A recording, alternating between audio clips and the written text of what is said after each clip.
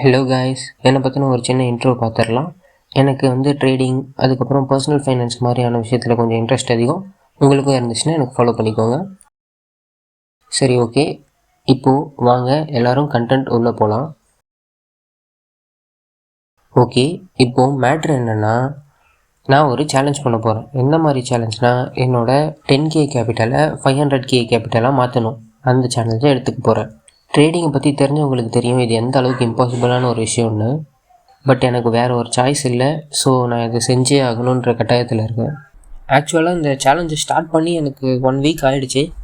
சரி, எப்படி போகுதுன்னு பார்த்துட்டு அதுக்கப்புறம் வீடியோ அப்லோட் பண்ணலாம் அப்படின்றதுனால தான் கொஞ்ச நாள் வெயிட் பண்ணிகிட்டு இருந்தேன். பட் நான் எக்ஸ்பெக்ட் பண்ணதை விடவே ரொம்ப நல்லாவே போச்சு. எனக்கு இந்த ஸ்ட்ராட்டஜி அதெல்லாம் பார்த்திங்கன்னா பெருசாக அந்த இதை வச்சு பண்ணணும், லிக்விடிட்டி அதெல்லாம் பெருசாக தெரியாது. பட் இருந்தாலும் ரிஸ்க் மேனேஜ்மெண்ட் கொஞ்சம் நான் கற்று வச்சுருக்கேன். அது மேக்ஸிமம் ப்ராஃபிட் எனக்கு ரிஸ்க் மேனேஜ் பண்ணுறதுனால மட்டுமே வந்தது. இங்கே பாருங்கள், இதில் வந்து ஸ்டார்டிங் கேபிட்டல் 10K இருந்துச்சு. இதில் வந்து அதாவது கோல் சம்மரியில் வந்து என்ன டெனோட் பண்ணுதுன்னா, என்னோடய டார்கெட் கேபிட்டல் வந்து 5 lakhsனும், அதுக்கப்புறம் ஸ்டார்ட் டேட் ஆகஸ்ட்டு, அதுக்கப்புறம் டெட்லைன் வந்து 2030 போட்டிருக்கு. இது நான் வந்து ஃபிக்ஸ்டு டெட்லைன் அப்படின்லாம் எதுவும் போடல. பட் ஒரு 3.5 years அந்த கேப் வரும். ஏன்னா இது சின்ன கோல் கிடையாது, ரொம்ப பெரிய கோல். இது வந்து அச்சீவ் பண்ணுறதுக்கு கண்டிப்பாக டைம் எடுக்கும். இப்போது இது வந்து நான் பண்ணி ஒரு 6 to 7 days இருக்கும். அதாவது இந்த இதை நான் ஸ்டார்ட் பண்ணி இதெல்லாம் விட்டுருங்க. இந்த மேக்ஸிமம் இன்வெஸ்ட், ரீஇன்வெஸ்ட் இதெல்லாம் வந்து நான் ஃபாலோ பண்ணணும். பட்டு நான் யூஸ் பண்ணி பார்க்கும்போது இந்த மாதிரி பண்ணியிருந்தேன்னா கண்டிப்பாக என்னால் ப்ராஃபிட் பண்ணவே முடியாது. பண்ணியிருந்தாலும் அது வந்து சஸ்டெயினாக இருக்காது. ஏன் அப்படின்னா தெரியும் உங்களுக்கே ரிஸ்க் மேனேஜ்மெண்ட் வந்து எந்த அளவுக்கு இம்பார்ட்டண்ட் அப்படின்னு. ஸோ என்னோடய டார்கெட் வந்து இந்த இடத்துல இருந்துச்சு. அதாவது ஒரு மந்த்லி ஆவரேஜே 10% அப்படின்ற கணக்கில் இருந்துச்சு. அப்படின்னா இப்போ 10% வந்துருச்சு, ஸ்டாப் பண்ணிடலாமே அப்படின்னு கிடையாது. இதுக்கு மேலே எடுக்கணும், மினிமம் அந்த ரேஞ்சுக்கு வரணும் அப்படின்றது பார்த்தேன். நான் ஸ்ட்ரிக்டாக ஸ்டாப் லாஸ் எல்லாமே ஸ்ட்ரிக்டாக இருந்துச்சு. மேக்ஸிமம் ட்ரையல் ஸ்டாப் லாஸ் பண்ணிகிட்டு இருந்தேன். அதனால் எனக்கு இதுவரையும் லாஸ் எதுவுமே வரல. பட் ப்ராஃபிட்டும் பெருசாக வராத அளவுக்கு, அதாவது எப்படி சொல்கிறதுன்னா, ட்ரையலிங் எஸ்எல் அடிச்சுட்டு அதுக்கப்புறம் லாஸ் போயிடுச்சு. பட் இது வந்து என்னோடய பொசிஷன் வந்து அந்த இடத்துல க்ளோஸ் ஆகிடுச்சுன்றதுனால நீங்கள் இதில் பார்த்தாலே தெரியும். டோட்டல் ட்ரேட்ஸ் டேக்கன் வந்து 9 trade கிட்ட எடுத்திருக்கேன். அந்த 9 tradeமே சக்ஸஸ் தான். பட்டு இதில் ஹையஸ்ட்டான வின் பார்த்தா 3800 கிட்ட ப்ராஃபிட். அதாவது இது வந்து சார்ஜஸ்லாம் போகவே வந்திருக்கு. அப்புறம் லார்ஜஸ்ட் லாஸ்ன்னு பார்த்தீங்கன்னா அது லாஸ் இல்லை, ஒரு 304. இது வந்து டெக்னிக்கலாக பார்த்தா ட்ரையல் எஸ்எல் அடிச்சிருச்சு. ஸோ அந்த ரேஞ்சிலேயே நான் எக்ஸிட் ஆகிட்டேன்.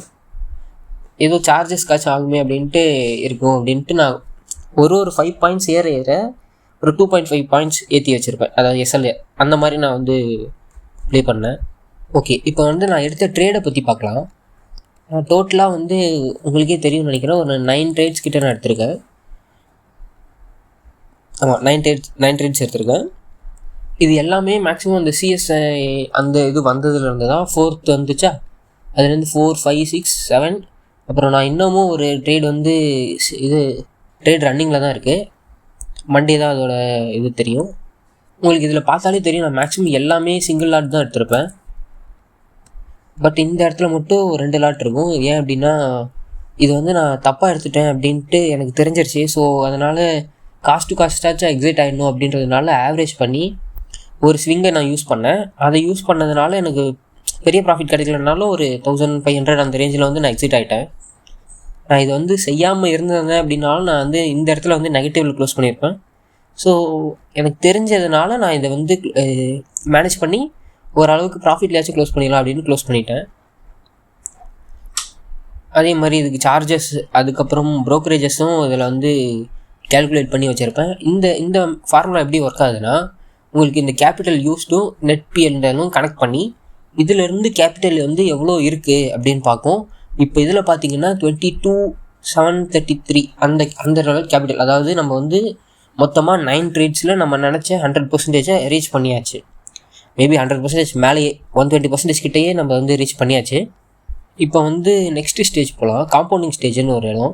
இது வந்து மந்த் எண்ட் வந்து ஒரு செக்லிஸ்ட் மாதிரி வச்சுக்கலாம் அப்படின்ற மாதிரி வச்சேன். எப்படின்னா இங்கே வந்து ஸ்டார்டிங் கேபிட்டல் இருக்குல்ல, அதே மாதிரி எண்டிங் கேபிட்டல். இதுக்கு வந்து எந்த அளவுக்கு என்னால் வந்து பண்ண முடியுது அப்படின்னு பார்த்தோம். பட் நான் இது வந்து பார்த்திங்கன்னா ஒரு 2.26%, அதாவது இது வந்து கனெக்ட் பண்ண முடியாது. ஏன்னா ஒர்க்கிங் டேஸ் அப்புறம் லீவ் இருக்கிறனால இது வந்து எக்ஸாக்டாக யூஸ் பண்ண முடியாது. நான் ஃபஸ்ட்டு சொன்ன மாதிரி ஒரு 10% வந்து டெய்லி ப்ராஃபிட் பண்ணியிருந்தேன்னா என்னால் இது பண்ணியிருக்க முடியும். அந்த கணக்கில் தான் வச்சுருந்தேன். ஸோ இங்கே வந்து நான் இப்போ ஆக்சுவல் எண்டிங் கேபிட்டல் எவ்வளோ அப்படின்னு போட்டிருந்தேன்னா 10,000 போட்டிருந்தேன்னா வராது, ஏன்னா பிஹைண்ட் டார்கெட் அப்படின்னு வரும். ஆக்சுவல் கேபிட்டல் எவ்வளோ எண்டு இருக்குது அப்படின்னு பார்த்தீங்கன்னா ஒரு 20,000 இருக்குது அப்படின்னா இங்கே 20,000 அது வந்துடும்.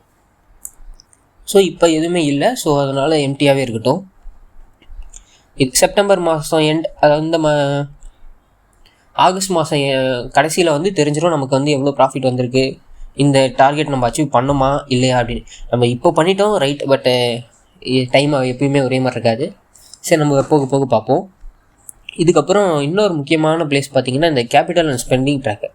இதில் பார்த்தீங்கன்னா உங்களுக்கு தெரியும், நான் வந்து மொத்தம் 1 2 3 4 டேஸ் வந்து கண்டினியூஸாகவே ட்ரேட் எனக்கு கிடச்சிது. அந்த கண்டினியூஸ் ட்ரேடுமே க்ரீன்லேயே முடிஞ்சிருக்கு எனக்கு. இந்த இடத்துல பார்த்தீங்கன்னா முதல்ல ஒரு 2 நாள்லேயே என்னால் வந்து ட்ரேட் கம்ப்ளீட் பண்ண முடிஞ்சது. நான் இதிலேருந்து எதுவுமே நான் சொன்ன அந்த 50% க்ரைட்டீரியா வந்து நான் யூஸ் பண்ணவே இல்லை. இதுலேயும் எனக்கு வந்து இந்த 2 ட்ரேட்லேயே அப்ராக்சிமேட்டாக எனக்கு ட்ரேட் வந்து டபுள் ஆகிடுச்சு. ஒரு 1000 rupees தான் டார்கெட் ரீச் ஆகிருந்துச்சு. பட் நெக்ஸ்ட் டே ஒரு 3வது நாளில் நான் என்னோடய டார்கெட் அச்சீவ் பண்ணி ஒரு 11,800 அந்த ரேஞ்ச் வந்துட்டேன். அதாவது 11,000 இல்லை, 22,000 ரேஞ்சுக்கு மேலே வந்துருச்சு இந்த இடத்துல.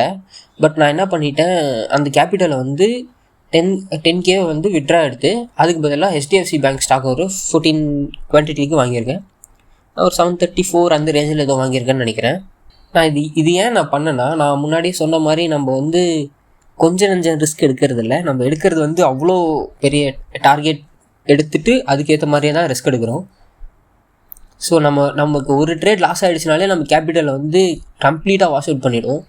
ஸோ அதனால் வந்து நம்மளால் ஹோல்ட் பண்ணிகிட்டு இருக்க முடியாதுன்றதுனால கேபிட்டலை வந்து நம்ம முதல்ல வெளியே எடுத்து இந்த மாதிரி போட்டுட்டு நம்ம வந்து கொஞ்சம் கொஞ்சமாக வந்து கேபிட்டல் ஆட் பண்ணுவோம். எடுத்தோடனே ஆட் பண்ணால் நமக்கு வந்து கண்டிப்பாக நம்மளால் டார்கெட் கிட்ட போகிறதுக்கு முன்னாடியே நம்ம கேபிட்டலை வாஷ் அவுட் பண்ணிடுவோம்.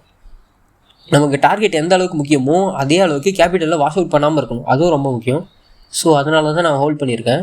அதாவது இதை வந்து அப்படியே ஈக்விட்டிக்கு மாற்றிருக்கேன், F&Oலேருந்து ஈக்விட்டிக்கு மாற்றினேன். ஓகே, இதுதான் வந்து சம்மரி. நீங்கள் வந்து இது வந்து பொய் அப்படின்னு சொல்லலாம். ஸோ அதனால் வந்து ப்ரூஃபும் காட்டணும்ல. இதுதான் அந்த ஏஞ்சல் ஒன்னோட ப்ரூஃபு. ஏஞ்சல் ஒன்னில் தான் நான் எடுத்துகிட்ருக்கேன் ட்ரேடு. இந்த 4 டேஸ் நான் எடுத்துருக்கேன் பாருங்கள். ஃபஸ்ட்டு டே எனக்கு வந்து 7K கிட்ட வந்துச்சு. அது சார்ஜஸ் போக 6.9 வந்திருக்கு. அதே மாதிரி இங்கே பார்த்தீங்கன்னா 2.181, அப்புறம் 3080, 591. இந்த இடத்துல தான் நான் வந்து இந்த இடத்துல நான் இன்னொரு ட்ரேட் ப்ளேஸ் பண்ணேன். பட் இன்னொரு ட்ரேட் வந்து லைவில் ஓடிட்டுருக்கு. நான் அதையும் உங்களுக்கு ஃபைனலாக காட்டுறேன். இப்போதைக்கு இது வந்து இது வெரிஃபைடு P&L தான். இதில் வந்து எந்த ஃபேக்கும் அந்த மாதிரி இல்லை. பட் ஒரு விஷயம் மட்டும் தெரிஞ்சுக்கோங்க, நான் ப்ராஃபிட் பண்ணுறேன் அப்படின்ட்டு கர்வமாக சொல்கிறதுக்கோ இல்லை அந்த மாதிரி சொல்கிறதுக்கோ எதுவுமே இல்லை. ஏன்னா இந்த 4 நாள் ப்ராஃபிட் வந்து உங்களுக்கு பெருசாக தெரியலாம். பட் வந்து நீங்கள் இயர்லி போனீங்கன்னா நான் இன்னமும் லாஸ்ட்டில் தான் இருக்கேன். உங்களுக்கு தெரியுதான்னு தெரியல. ஸோ அது தெரிஞ்சு பண்ணுங்கள். ட்ரேட்லாம் வந்து நான் சொன்னேன் வந்துடும் அப்படின்றதுனால என்னாலேயே பண்ண முடியுது உங்களால் பண்ண முடியாது அப்படின்றதெல்லாம் நான் சொல்லலை. கண்டிப்பாக என்னாலேயே பண்ண முடியும்னு நான் சொல்லலை, அதையும் புரிஞ்சுக்கோங்க. So trade safe. சரி, ஓகே. இப்போ வந்து நம்ம வந்து இப்போ எந்த பொசிஷன் நம்ம என்ன ஹோல்ட் பண்ணிகிட்ருக்கோம் அப்படின்றத பார்க்கலாம். ஓகே, இது வந்து நான் இப்போ ஹோல்ட் பண்ணிகிட்ருக்க பொசிஷன் 24,700C ஹோல்ட் பண்ணியிருக்கேன். 91.65, அதாவது இதுவும் நான் ஆவரேஜ் தான் பண்ணேன். 100க்கு வாங்கினேன், அதுக்கப்புறம் 80க்கு ஒன்று வாங்கினேன். 92 அந்த ரேஞ்சுக்கு வந்து இப்போ ஆவரேஜ் ஆகிருக்கு. இப்போ 68ல் இருக்குது. அப்ராக்சிமேட்டாக ஒரு 25% லாஸ். நான் இதிலே வெளியே வந்திருக்கணும். பட்டு அதான் நான் சொன்னேன்ல, என்னோட ஸ்ட்ராட்டஜி படி நாளைக்கு வந்து மண்டே வந்து நல்ல ஒரு புல் பேக் இருக்கும் அப்படின்றது ஒரு இன்ட்யூஷன் சொல்லலாம், இல்லை ஸ்ட்ராட்டஜின்னு சொல்கிறது. தப்பானாலும் சரி, ரைட் ஆனாலும் சரி. பட் நான் சொன்ன அதே தான். இதில் வந்து நான் ரிஸ்க் அதிகமாக தான் எடுக்கிறேன். ரிஸ்க் எடுக்காமல் அந்த மாதிரிலாம் இல்லை, ரிஸ்க் அதிகமாக தான் எடுக்கிறேன். பட் எனக்கு அதுக்கேற்ற மாதிரியான ப்ராஃபிட் வருமா அப்படின்றது நம்ம வந்து மண்டே வெயிட் பண்ணி பார்க்கலாம். ஓகே, இதுவரையும் பார்த்துருந்தீங்கன்னா ஒரு தேங்க்ஸ். அப்புறம் பிடிச்சிருந்தா ஒரு லைக். சரி, ஓகே, நெக்ஸ்ட் வீடியோவில் ஏதாச்சும் பார்க்கலாம். பாய்.